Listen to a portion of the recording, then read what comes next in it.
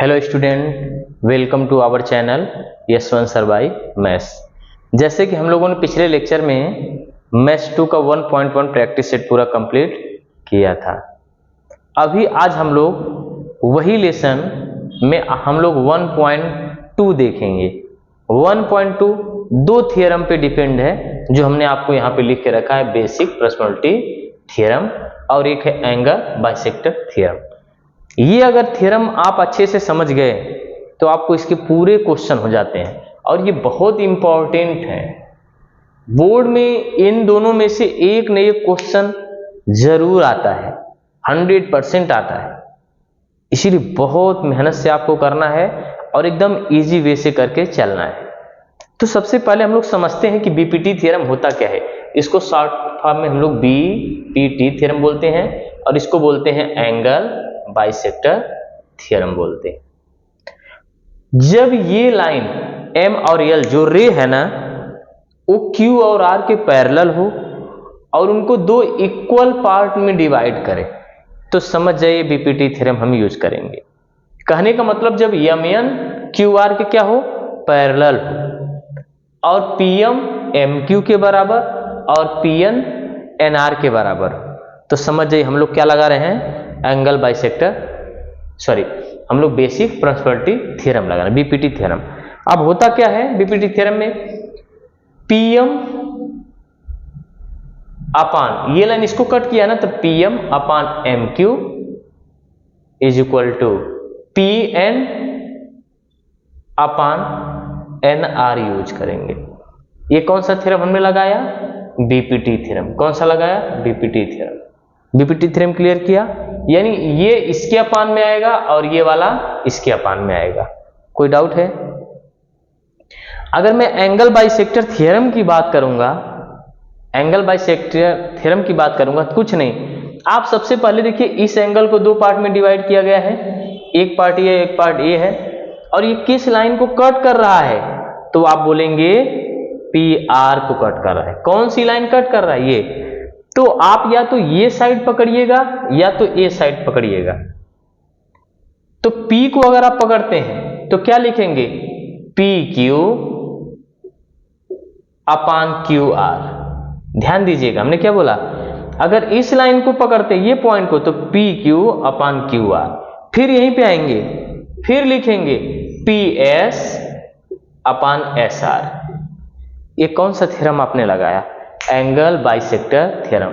सबसे पहले देखना है कि ये जो रे है ना QS, ये किस लाइन को कट कर रहा है, PR को। या तो आप R पकड़िए पॉइंट या तो P पकड़िए।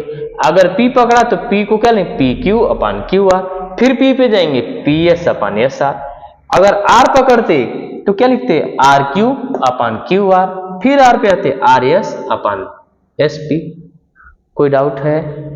ये हमने कौन सा थ्योरम लगाया, एंगल बाइसेक्टर थ्योरम लगाया। आपको बेसिक समझ में आया क्या?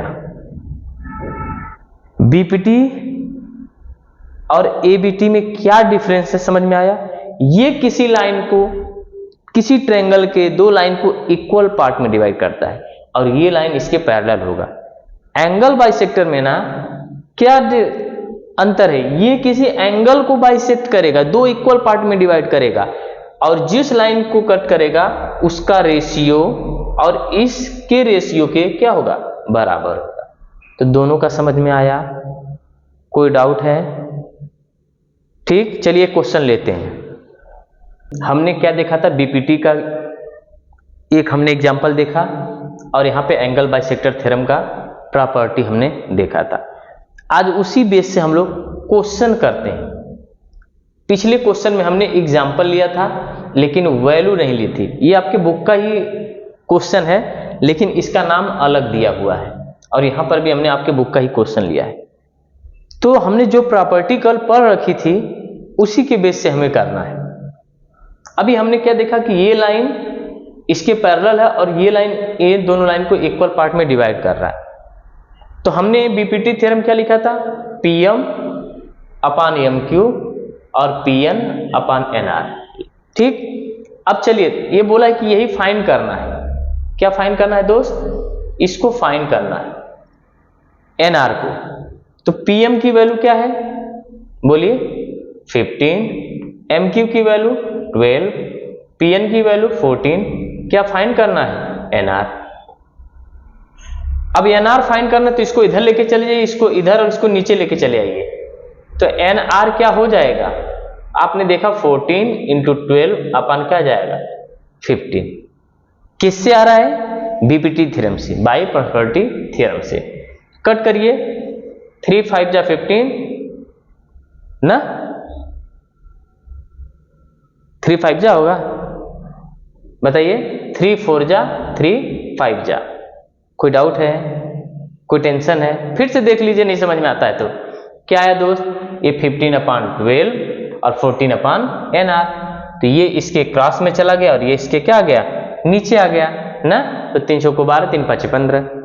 अब देखिए नहीं कटेगा तो क्या हो जाएगा, तो चौको 56/5, 5 1 जा 5, 5 1 जा 5, 5 2 जा 10, यानी क्या आ जाएगा 11.2 आएगा। कोई डाउट है, 11.2 आएगा। तो ये किससे हम लोग सॉल्व करें, एग्जाम्पल लिए हमने है एंगल बाइसेक्टर थ्योरम से, सॉरी बाई प्रॉपर्टी थ्योरम से सॉल्व किया। अगर हम एंगल बाइसेक्टर थ्योरम देखेंगे तो इन दोनों का रेशियो, इनके रेशियो के क्या होगा, इक्वल आना चाहिए, यानी 7/3 और 3.5/1.5 दोनों इक्वल आने चाहिए।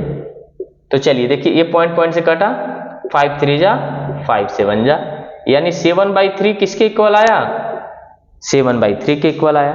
तो यानी LHS इज इक्वल टू क्या आ गया, RHS आया कि नहीं आया, LHS इज इक्वल टू क्या आया, RHS आया।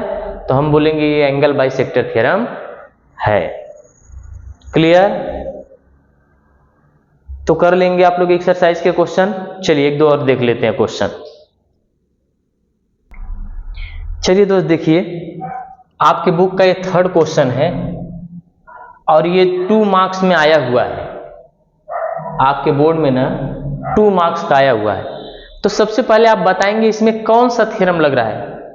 ये देखिए एंगल को बाइसेक्ट किया है ना, तो कौन सा थ्योरम लगेगा, एंगल बाइसेक्टर थ्योरम। क्या लगेगा, एंगल बाइसेक्टर थ्योरम। अब एंगल बाइसेक्टर थ्योरम है क्या, तो देखिए किस लाइन को कट किया है, इस लाइन को, तो आप यही पॉइंट पकड़ेंगे। तो क्या लिखेंगे, m³/QP is equal to mn/np। किसके थ्योरम से हम लोग कर रहे हैं, एंगल बाइसेक्टर थ्योरम से। पुट द ऑल वैल्यू, जो जो दिया हुआ है ना उनकी वैल्यू हम रखेंगे।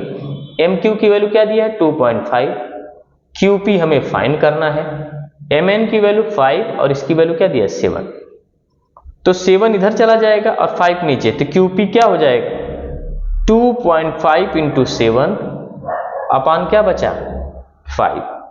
कोई डाउट है, तो 5 5 जा 25, यानी 0.5 इंटू 7 कितना आया 3.5, यानी QP क्या आ गया 3.5 आया। कोई डाउट है बताइए, सिंपल है। आप इसका इधर मल्टीप्लाई किए, ये नीचे चला, QP इधर चला गया, तो QP क्या 5 5 जा 25, 5 7 जा क्या आ जाएगा 3.5 सेंटीमीटर। तो एंगल बाइसेक्टर थ्योरम हुआ या बाई प्रॉपर्टी थ्योरम हुआ ना, बहुत इजी वाले क्वेश्चन आते हैं एग्जाम में। ये 2 मार्क्स का क्वेश्चन आया था, देखिए कितना इजी आया था। आपने थ्योरम लिखा और आपने कैलकुलेशन किया तो क्या आया, आपका आंसर आया। तो हमें सारे क्वेश्चन एकदम ना इजी वे से करने हैं, कोई टफ क्वेश्चन नहीं है। 1 बाय 1 स्टेप चलेंगे ना। आप लोग जल्दबाजी में, हड़बड़ी में आप सोचते हैं आपको सब आ जाता है, नहीं फ्रेंड्स, आराम से रुकिए, सोचिए, थोड़ा टाइम दो मैथ्स पे। ये नहीं कि आप फालतू तरह जोक मारो, बैठ के इधर मारो उधर मारो, काम निकल जाएगा, इससे काम तमाम हो जाएगा आपको एग्जाम का। तो आप जरा सीरियस बनिए और खूब पढ़ाई करो, ठीक है। तो जितने बचे होंगे हम लोग अगले सेशन में करेंगे, तब तक आप इतनी ही प्रैक्टिस करिए। आप थ्योरम को समझो, थ्योरम को 2 बार लिखो, ये दोनों थ्योरम में से एक थ्योरम आती है लिखने के लिए, ठीक है। तो ये होमवर्क में क्वेश्चन करके आइएगा, जो डाउट्स होंगे हम बताएंगे। तब तक के लिए धन्यवाद आपका।